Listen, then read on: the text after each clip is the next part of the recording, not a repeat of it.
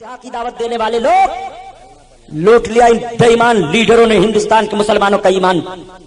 آج جو ہندوستان میں مسلمانوں کو سیاسی طور پر تکلیفوں کا سامنا کرنا پڑ رہا ہے، اس کی نشاندہی سن 1919 میں امام احمد رضا خان اعلی حضرت مجدد اعظم نے کر دیا تھا، جب یہی قوم کے لیڈر یہ مسٹر ابوالکلام، یہ مسٹر جناح، یہ مسٹر گاندھی، مولانا محمد علی جوہر، مولانا شوکت علی، عبدالباری فرنگی محلی، عبدالماجد دریابادی، یہ سب کے سب لوگ جب سیاسی پلیٹ فارم پر ایک ہو کر کے اور یہ ذہن و فکر دے رہے تھے کہ ہندوستان سے انگریزوں کو بھگایا جائے، تو اعلی حضرت عظیم البرکت ذہن و فکر دے رہے تھے کہ مسلمانوں کو متحد ہو کر کے ہندوستان میں اسلامی دشمن جتنی طاقتیں ہیں سب کا مقابلہ کیا جائے، ورنہ ایک طاقت کا مقابلہ کر کے بھگا دیا جائے گا، کل یہی دوسری طاقت ہمارے لیے سوانح روح بن جائے گی اور مسلمانوں کا قتل عام ہوگا بھارت کی سرزمین پر۔ وہی آج ہو رہا ہے جو امام احمد رضا خان نے سن 1919 میں کہہ دیا تھا۔ نعرہ تکبیر، نعرہ رسالت، مسلک اعلی حضرت علماء اہل سنت، جشن امام احمد رضا۔ اعلی حضرت عظیم البرکت نے سیاسی پلیٹ فارم کی جو تجویزیں رکھی تھی، ان تجویزوں پر خدا کی قسم اگر اس وقت کے یہ بکاؤ لوگ گاندھی کے پیچھے چلنے والے لوگ نہ بکے ہوتے تو ہندوستان کا مسلمان آج اس طرح سے روتا اور بلکتا ہوا نہ دکھائی دیتا۔ لوٹ لیا ان بے ایمانوں نے ہندوستان کے مسلمانوں کی آبرو۔ آج تمہیں ہندوستان کے مشرکوں کے سامنے پسپا ہونا پڑ رہا ہے۔ سن 1918 میں تو راج قائم کرنے کے لیے پلان بنا تھا، جو آج رام راج لانے کا قانون دیا جا رہا ہے، یہ سن 1919 اور 18 میں پلان بنایا گیا تھا، آج کا پلان نہیں ہے۔ آپ کو معلوم ہے آج گو کشی کا معاملہ جب آتا ہے تو 302 کا ملزم اتنا سخت قرار نہیں دیا جاتا ہے۔ اگر کسی کے ہاتھ سے کسی گائے کی جان چلی گئی جو سزا اس کو دی جاتی ہے۔ معلوم ہے کیسے یہ پلان بنا تھا؟ اعلی حضرت عظیم البرکت اپنے زمینداری کے گاؤں بدائن شریف کے قریب کرتولی میں تھے، وہاں پہنچ گئے تھے لوگ فتویٰ پوچھنے کے لیے۔ مولانا صاحب آپ کیا کہتے ہیں، ہندوستان میں گائے کی قربانی واجب ہے، ضروری ہے؟ کیا ضروری ہے یہاں گائے کی قربانی کی جائے؟ اعلی حضرت عظیم البرکت نے بھانپ لیا۔ سرکار اعلی حضرت عظیم البرکت نے ارشاد فرمایا، یہ تو مسلمانوں پر بڑا زبردست حملہ ہے، یہ مسئلہ نہیں پوچھا جا رہا ہے، یہ حملہ کیا جا رہا ہے۔ بڑے بڑے لوگوں کے قلم چوک گئے تھے۔ اعلی حضرت نے فوراً لکھا، شاعر اسلام ہے، اسلامی پہچان ہے، اور واجب کا مسئلہ پوچھ رہے ہو، مسلمانوں کی معیشت پر حملہ ہے۔ گاؤں کے ذبیحے کی پابندی نہیں ہے، مسلمانوں کو ذبح کر ڈالنا ہے۔ لوگ نہیں مانے، اعلی حضرت کا فتویٰ الگ رکھ دیا گیا، بکاؤ لوگوں کا فتویٰ الگ ہوا، اور ہندو مسلم اتحاد کمیٹی بنا کر کے یہ قانون پاس کر دیا گیا۔ بریلی شریف کی سرزمین پر بڑا احتجاج ہوا، بڑے بڑے جلسے ہوئے بھارت کی سرزمین پر۔ اسی جماعت رضائے مصطفیٰ کے تحت جو جماعت یہاں کے نوجوانوں نے اپنائی ہے اور جو فارمولہ ان جوانوں نے لیا ہے، یہی وہ جماعت تھی جب اعلی حضرت نے قائم کیا تھا۔ اس کے سارے مقاصد رکھے گئے تھے۔ مسلمانوں کو کن کن پریشانیوں میں نہیں جھونکا گیا ہے۔ گاؤں کا معاملہ سامنے آپ کے آیا، آج قانون وہی ہے۔ لوگوں نے کہا ہم رام راج لائیں گے، اس کے تعلق سے 1919 میں بحث ہوئی، گو کشی کا معاملہ سامنے آیا۔ گاندھی جیسے لوگ کہہ رہے تھے کہ مسلمانوں کو چاہیے کہ ہندوستان سے چلے جائیں، ہجرت کر جائیں، ان کو دقتوں کا سامنا کرنا پڑ رہا ہے۔ اعلی حضرت عظیم البرکت نے فرمایا تھا، ہجرت کا فتویٰ دینے والے تم کون ہو؟ ہندوستان کی سرزمین پر تم سے زیادہ ہمارا حق ہے۔ بھارت کی سرزمین کو بھارت ہم لوگوں نے بنایا ہے، سونے کا چڑیا ہم لوگوں نے اس کو بنایا ہے۔ بھارت جب تمہارے قبضہ میں تھا تو تمہاری تاریخیں ہم دکھا دیں، تم سگی بہنوں کے ساتھ شادیاں کی جا رہی تھی، کنیاؤں کی آبرو لوٹی جا رہی تھی، ان کو مارا جا رہا تھا، دیو استھانوں پر ان کی بھیٹ چڑھائی جا رہی تھی۔ بھارت کی سرزمین پر عورت اور مرد کو دوش بدوش جینے کا حق مذہب اسلام کے قانون نے دیا ہے۔ ہندوستان کو سونے کا چڑیا بنانے والے ہم ہیں۔ بھارت کی سرزمین سے مسلمان ہجرت کر کے نہیں جائے گا، یہی پیدا ہوا ہے، یہی مرے گا، اس ملک کی حفاظت کرے گا، اپنے ایمان کی حفاظت کرے گا۔ اللہ یا رسول اللہ۔ یہ اعلی حضرت عظیم البرکت رضی اللہ تعالیٰ عنہ کی بنائی ہوئی جماعت رضائے مصطفیٰ ہے۔ اعلی حضرت پر الزام دیا جاتا ہے کہ اعلیٰ حضرت نے سب کو کافر بنا ڈالا ہے؟ آؤ ذرا دیکھو، اسلام اور کفر کا معاملہ سامنے رکھو۔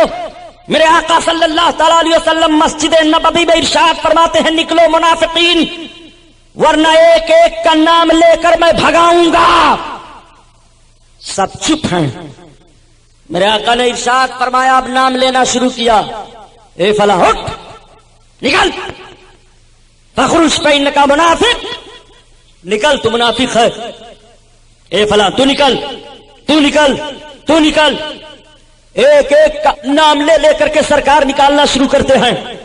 مفسرین نے شمار کیا ہے 300 مرد 175 عورتیں مسجد نبوی سے نکالی گئیں، 550 لوگ نکال دیے گئے، 550 مسجد نبوی میں گئے تھے۔ یہ کس لیے گئے تھے؟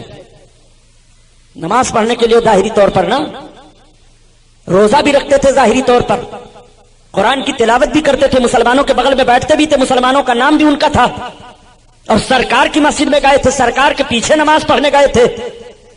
550 لوگوں کی جماعت نکالی گئی، سب بھگا دیے گئے تاکہ قوم دیکھ لے کہ ایسے لوگ بھی جماعت میں ہوا کریں گے، یہ لوگ منافق ہیں، زبان سے کچھ کہتے ہیں دل میں کچھ رہتے ہیں، اگر ایسی جماعت ملے تو یہ ایمان والے نہیں رہیں گے، یہ بے ایمان رہیں گے۔ ان کو قرآن نے اپنی زبان میں منافق کہا ہے، یہ منافقین کی جماعت ہے۔ جب سرکار نے منافق فرما دیا تو اب ایماندار رہ جائیں گے؟ بہت بے حیا قوم ہے، یہ اتنی بڑی بے حیا ہے کہ یہ سب چلے گئے مسجد بنانے لگے بےہودے، اب مسجد بنا کر تیار کر دیا، گئے پھر سرکار کے پاس، کہا اچھا آپ نے اپنی مسجد میں تو ہم کو نماز نہیں پڑھنے دیا ہے، ہم لوگوں نے مسجد بنائی ہے، چلیے آپ بھی اس میں پڑھ لیجئے۔ تو رب تعالیٰ نے حکم دیا، محبوب یہ مسجد عبادت کے لیے نہیں بنائے ہیں، فتنہ کے لیے بنائے ہیں۔ میرے سرکار نے ایک صحابی کو بلایا اور کہا تم ایک کو اور لے لو، 2 صحابیوں کو حکم دیا، کہا جاؤ پھونکو، جاؤ جلاؤ، جلا دیا گیا۔ اس کا نام مسجد زرار ہے، جس کا ذکر قرآن میں آیا ہے۔ مسجد زرار کو پھکوایا اللہ کے رسول نے مدینہ طیبہ میں، جس جگہ پر ان منافقوں نے مسجد بنائی تھی سرکار کے خلاف اور سرکار نے پھکوا دیا تھا، ٹھیک اسی جگہ پر سعودی عربیہ نے مسجد بنائی ہے، اور بنانے کے بعد اس کا نام مسجد نور رکھا ہے۔ یہیں سے اس کے بے ایمان اور ایماندار ہونے کی علامت ظاہر ہو جاتی ہے کہ اگر یہ بے ایمان حکومت نہ ہوتی تو نبی نے جس جگہ پر جلوا دی مسجد بنانے سے وہ جگہ چھوڑ دی جاتی کہ جب میرے آقا نے اس جگہ پر جلوا دیا مسجد بنانے سے تو اس جگہ پر ہم مسجد نہیں بنائیں گے، نہیں بنائیں گے، یہ جگہ رسول اللہ کو پسند نہیں ہے، اور جب رسول کو پسند نہیں ہے تو اللہ کو پسند نہیں ہے۔ مگر اس ظالم حکومت نے مسجد بنا کر کے اس کا نام مسجد نور رکھا۔ کتنی تاریخیں آپ کے سامنے رکھی جائیں، نہ کہیے آپ لوگ کافر کہہ ڈالتے ہیں کلمہ پڑھنے والوں کو، ایسے بغیر عشق مصطفیٰ کے کلمہ پڑھنے والوں کو قرآن نے کافر کہا ہے، ہم نہیں کہہ رہے ہیں، اعلی حضرت نہیں کہہ رہے ہیں، اللہ کے رسول نے کافر کہا ہے، ہم وہی دہرا رہے ہیں۔ قرآن نے کافر کہا ہے، ہم وہی دہرا رہے ہیں۔ کلمہ پڑھنے والوں کو اور کس نے قتل کیا؟ کلمہ پڑھنے والے کو قتل کرنا جائز ہے؟ بھئی مفتی صاحب سے فتویٰ آپ لیجئے کہ کلمہ پڑھنے والے کو قتل کرنا جائز ہے تو مفتی صاحب فوراً فتوے کا رخ بدل دیں گے، کیسا کلمہ پڑھنے والا؟ اگر آپ اس طرح سے مسئلہ پوچھیں گے صحیح العقیدہ مسلمان کلمہ پڑھنے والے کا قتل کرنا جائز ہے تو قلم چل جائے گا، نہیں۔ اور آپ یوں ہی پوچھ لیں گے کلمہ پڑھنے والے کا قتل جائز ہے بلا وجہ یا وجہان تو مفتی صاحب کا قلم دوسری طرح چلے گا، یہ پھر پوچھنا شروع کر دیں گے آپ سے کیسا کلمہ پڑھنے والا ہے، کس صورت سے قتل کے لیے پوچھ رہے ہو، قصاص کا معاملہ ہے کہ ظلم کا معاملہ ہے کہ کیسا معاملہ ہے؟ لیکن میں آپ سے مطلق سوال کر رہا ہوں ان کی زبان میں، کلمہ پڑھنے والے کا قتل جائز ہے؟ آپ کہو گے نہیں، پھر کربلا کے میدان میں معاملہ کیوں ہوا بھائی؟ حضرت امام حسین نے کیوں کلمہ پڑھنے والوں کو مارا؟ حضرت امام حسین نے کیوں کلمہ پڑھنے والوں کے خلاف تلوار اٹھائی؟ سنو، وہ کلمہ پڑھنے والے تھے، بد عمل تھے، بد عملی کی بنیاد پر ایک ناجائز قانون کو تقویت دے رہے تھے۔ امام حسین رضی اللہ تعالیٰ عنہ کی تلوار اٹھی کہ اب چاہے سر رہے نہ رہے، بد عمل لوگ बदअमली की बुनियाद पर किसी बदअमल को तकवीयत दे मुसलमानों का कि वो अमीर हो जाए, मैं इसको मंजूर नहीं करता हूँ। बदअमलों के खिलाफ इमाम अली मकाम की तलवार चलती रही और बदअकीदों के खिलाफ इमाम अली मकाम के बाप हजरत अली की तलवार चलती रही। खारजियों को हजरत अली ने मारा है और बदअमल यजीदियों को इमाम हुसैन ने मारा है, और दोनों ने बता दिया है कि मोमिन सालेह की सुलह ना बदअमल से हो सकती है ना बदअकीदा से हो सकती है। अगर वो अली का जौहर दिखाना चाहता है तो उसे खारजियों की तरह से तलवार उठानी पड़ेगी कि जैसे खारजियों को अली ने मारा था, ऐसे तुम्हें इस्लाम के मुखालिफिन के खिलाफ तलवार उठानी पड़ेगी। और हुसैनी होने का दम भरता है, अमली दुनिया में आने के बाद इमाम हुसैन का किरदार अदा करना पड़ेगा। आला हजरत ने कितना अहम काम अंजाम दिया है। जमात रजाए मुस्तफा क्यों तश्कील दी गई थी? ये लोग तो सियासी बुनियाद पर लीडर बन रहे थे, कांग्रेस पार्टी बना रहे थे, फला पार्टी बना रहे थे, फला पार्टी बना रहे थे। सब एक हो जाओ, अंग्रेजों को भगाओ, चाहे इस्लाम का सौदा करना पड़े, चाहे ईमान का सौदा करना पड़े, चाहे ये नारा लगाना पड़े कि हिंदू मुस्लिम सिख ईसाई सब आपस में हैं भाई भाई, चाहे जैसा नारा लगाना पड़े, चाहे मस्जिद में उनको ला करके नारा लगवाना पड़े, चाहे मंदिर में खुद जा करके नारा लगाना पड़े। ये वतन की हिफाजत कर रहे थे, इमाम अहमद रजा कौम की हिफाजत कर रहे थे, इमाम अहमद रजा मजहब इस्लाम पर अमल करने वाले मोमिनीन की हिफाजत कर रहे थे। जमात रजाए मुस्तफा बनाने का मकसद ये नहीं था कि मुझे दिल्ली का लाल किला हासिल हो जाए, बल्कि जमात रजाए मुस्तफा बनाने का मकसद ये था कि निजामुद्दीन महबूब इलाही की चौखट पर तुम्हारा सर सलामत रहे, इसलिए हम ये जमात बना रहे हैं। उनके जमात बनाने का मकसद ये था कि दिल्ली के लाल किला पर हमारे इख्तिदार का झंडा लहराए। और इमाम अहमद रजा खान जो जमात बना रहे थे कि मुसलमानों के ईमान व अकीदे की हिफाजत होती रहे। ईमान व अकीदा महफूज है तो मुल्क महफूज रहेगा, वतन महफूज रहेगा, घर महफूज रहेगा। और ईमान व अकीदा सलामत नहीं है तो मुल्क की सलामती से तुम्हारा कोई फायदा नहीं होगा। इमाम अहमद रजा की फिक्र ये थी। इस नौयत पर इस जमात की तारीख मुरतब की गई थी और जरूरत है हिंदुस्तान में अगर आबरूमंदाना जीवन बिताना चाहते हो तो आला हजरत अजीमुल बरकत के मिशन को अपनाना पड़ेगा। मैं अर्ज कर रहा था, मेरी आखिरी बात सुन लो। आकाए करीम सल्लल्लाहु तआला अलैहि वसल्लम का करीबाना हाल, मेरे सरकार पुलसिरात के किनारे रब्बे सल्लिम की दुआ मांग रहे हैं, उम्मती जन्नत में जा रहे हैं। मुसलमानों, सरकार का तो इतना करम होगा, इतना करम होगा, मेरे आका ढूंढ ढूंढ कर एक एक पापियों को खातियों को बख्शवाएंगे, निकालेंगे। अल्लाह के रसूल करम फरमाएंगे। जब सरकार का ये करम देखेंगे तो कुछ परहेजगार बोल पड़ेंगे, ए फला गुनाहगार जरा सुन, तो थोड़ा सा गुनाह हमको दे दे, हमारी नेकी ले ले। वो चौंक पड़ेगा, अरे आप हमसे गुनाह मांग रहे हैं, अपनी नेकी दे रहे हैं। अभी तो कोई किसी से मुंह मिलाने के लिए तैयार नहीं था और आप अपनी नेकी हमको देकर हमारा गुनाह मांग रहे हैं। हाँ हाँ, तुम थोड़ा सा गुनाह मुझे दे दो, मेरी नेकी ले लो। आखिर ऐसा क्यों? तो वो परहेजगार बोल पड़ेगा, मैं अपने आका सल्लल्लाहु तआला अलैहि वसल्लम की शफाअत से जन्नत में जाना चाहता हूं। मेरे सरकार गुनहगारों को जन्नत में भेज रहे हैं, थोड़ा सा गुनाह मुझे भी दे दे ताकि सरकार के वसीले से मैं जन्नत में चला जाऊं। आला हजरत अजीमुल बरकत इसी की तर्जमानी फरमाते हैं कि क्या ही ज़ौक़-फ़ज़ा शफाअत है तुम्हारी वाह वाह, और कर्ज लेती है गुनाह परहेजगारी वाह वाह, कर्ज लेती है गुनाह परहेजगारी वाह वाह। अल्लाह अल्लाह, मेरे आका सल्लल्लाहु तआला अलैहि वसल्लम सबकी बख्शिश कराएंगे ढूंढ ढूंढ करके एक एक उम्मतियों को। आका ने इरशाद फरमाया कि मुझे बड़ी फिक्र थी अपनी उम्मत के बारे में, लेकिन जब ये आयत करीमा नाजिल हुई, रब ताला ने इरशाद फरमाया वला सौफा युतीका रब्बुका फतरदा, ए महबूबन करीब तुम्हारा रब तुम्हें इतना देगा कि राजी हो जाओगे। तो आका फरमाते हैं अब मेरी फिक्र दूर हो गई, मैं जब तक अपने एक एक उम्मती को कयामत के मैदान में बख्शवा नहीं लूंगा तब तक राजी नहीं होऊंगा। यहाँ राजी होने से यह मतलब नहीं माज़ अल्लाह कि अल्लाह के हबीब अपने रब से नाराज है, नहीं नहीं, बल्कि राजी होने का मतलब खुशी का दुबाला होना, खुशी का बहुत ज्यादा हो जाना। आका फरमाते हैं जब तक मेरी खुशी दुबाला नहीं होगी, जब तक मैं अपने एक एक उम्मतियों की बख्शिश नहीं करा लूंगा। और रब फरमाता है महबूब तुम्हें मैं खुश कर दूंगा।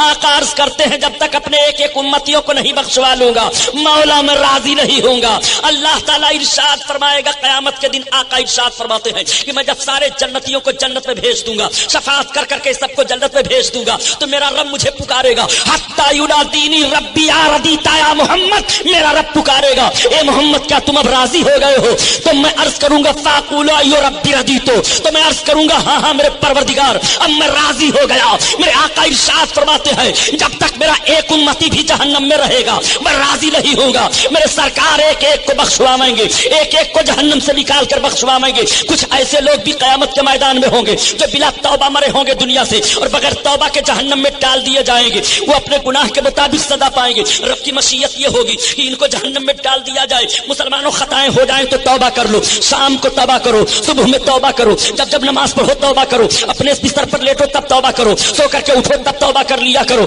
خطاؤں سے معافی مانگتے رہو۔ آقا ارشاد فرماتے ہیں کہ بلا توبہ کچھ لوگ مر جائیں گے اور ان کے گناہوں کے مطابق انہیں سزا دی جائے گی، رب کی مشیت ہوگی جہنم میں ڈال دیا جائے، وہ جہنم میں ڈال دیے جائیں گے۔ 1000 برس تک یا اللہ کہتے رہیں گے، دوسرا 1000 برس لگے گا یا رحمان کہیں گے، تیسرا 1000 برس لگے گا یا رحیم کہیں گے، چوتھا 1000 برس لگے گا یا حنان کہیں گے، پانچواں 1000 برس لگے گا یا منان کہیں گے، چھٹا 1000 برس لگے گا یا قیوم کہیں گے، ساتواں 1000 برس لگے گا کہ ایٹومیٹک پکار اٹھیں گے وا محمدا یا رسول اللہ اب ہمیں جہنم سے نکالو، یا حبیب اللہ اب ہمیں جہنم سے نکالو، اے میرے سرکار اب ہمیں جہنم سے نکالو۔ جب نبی کا نام جہنم میں لینا شروع کر دیں گے تو اللہ کی رحمت مچل جائے گی۔ رب تعالیٰ حضرت جبریل سے فرمائے گا جبریل جاؤ دیکھو جہنم کا معائنہ کرو، امت محمدیہ کے وہ افراد جو اپنے گناہوں کی بنیاد پر جہنم میں ڈال دیے گئے ان کا حال کیا ہے؟ تو حضرت جبریل علیہ السلام عرض کریں گے پروردگار تو اپنے بندوں کا حال زیادہ جاننے والا ہے۔ رب فرمائے گا جبریل جاؤ تو دیکھو۔ اب حضرت جبریل علیہ السلام تو تسلیم آئیں گے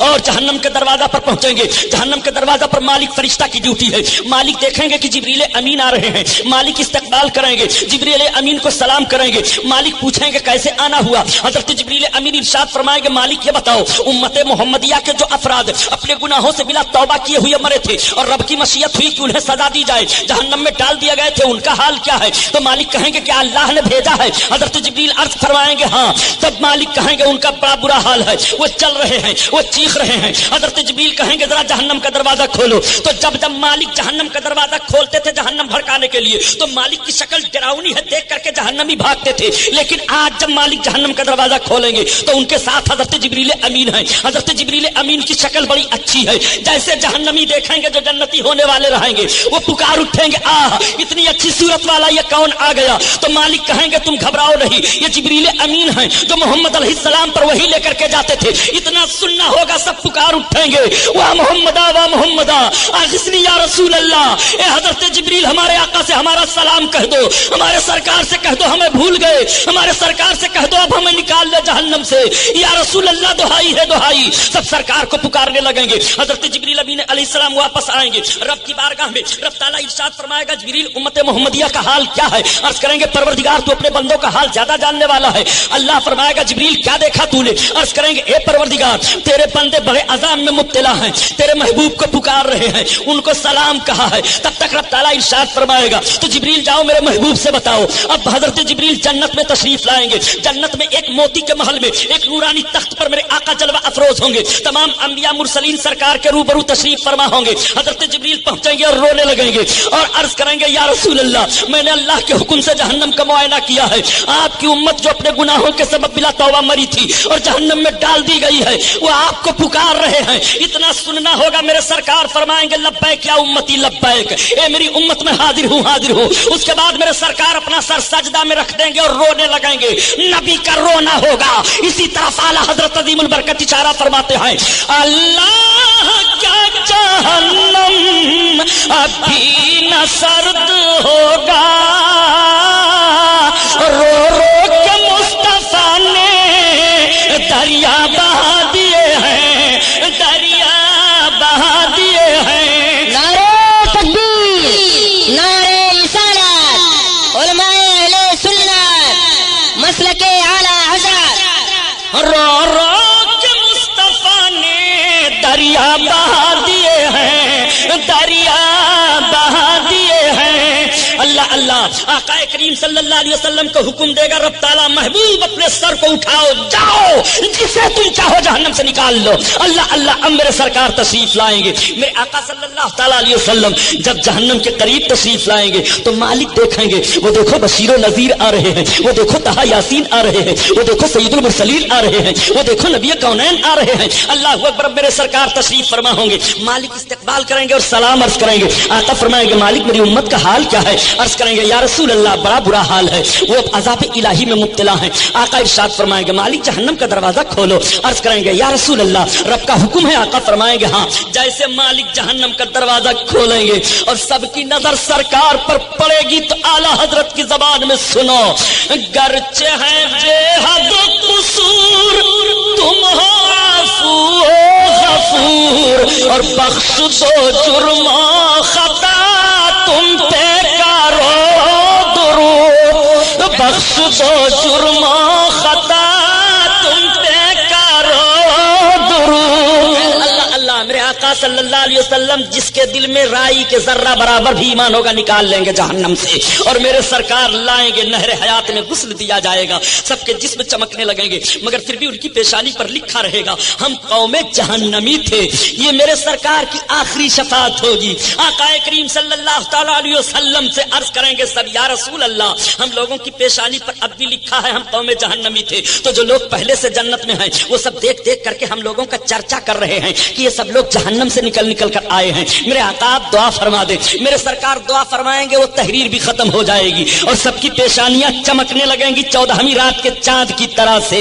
اللہ اللہ یہ کیفیت ہوگی. اسی لیے تو اعلیٰ حضرت عظیم البرکت فرماتے ہیں اے مرد مومن تو ایسے رسول کا کلمہ پڑھ رہا ہے کہ آج اگر تم ملک کا غدار بن جا تو تجھے دیش دروہی قرار دے دیا جاتا ہے. اگر بیٹا باپ کی نافرمانی کرے تو جائیداد سے آگ کر دیا جاتا ہے. اگر استاذ کی نافرمانی شاگرد کرے تو شاگردی سے نکال دیا جاتا ہے. اگر پیر کی نافرمانی مرید کرے تو مریدی سے نکال دیا جاتا ہے. ہر مجرم کو جرم کی سزا دی جاتی ہے. مگر تو ایسے رسول کا کلمہ پڑھ رہا ہے کہ جرم کر رہا ہے اور معافی مانگ کر کے اپنے آقا کی بارگاہ میں پناہ لے رہا ہے. آقا کریم صلی اللہ تعالیٰ علیہ وسلم کا یہ کتنا بڑا کرم ہے کہ سرکار کے دامن کرم میں پناہ مانگ تو پناہ عطا فرما رہے ہیں. کر کے تمہارے گناہ مانگے تمہاری پناہ, اور تم کہو دامن میں آ تم پہ کرو درود, اور بے ہنر و بے تمیز کس کے ہوئے ہیں عزیز. ایسے رسول کا کلمہ پڑھ رہے ہو.